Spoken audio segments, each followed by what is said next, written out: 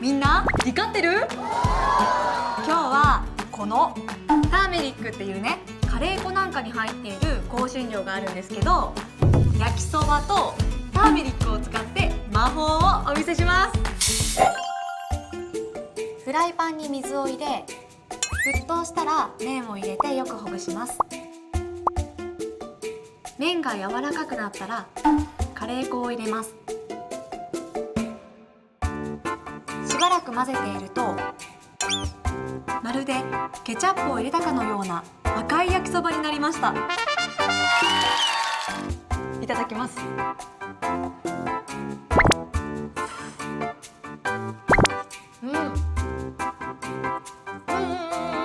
でも味はカレー味、魔法です。でも鼻にスパイスは抜けるんだけど、なんか足りないかな。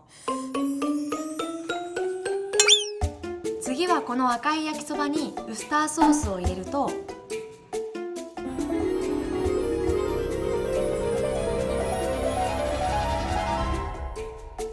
元のカレー色の焼きそばに戻りました。どうしてこのようになったかと言いますと、ターメリックは植物のウコンを乾燥させたものなんですね。ウコンに含まれる物質クルクミンはアルカリ性で赤色になるという性質を持っています。焼きそばにはかん水という食品添加物が入っています。かん水はアルカリ性のため、ウコンは赤色に変色しました。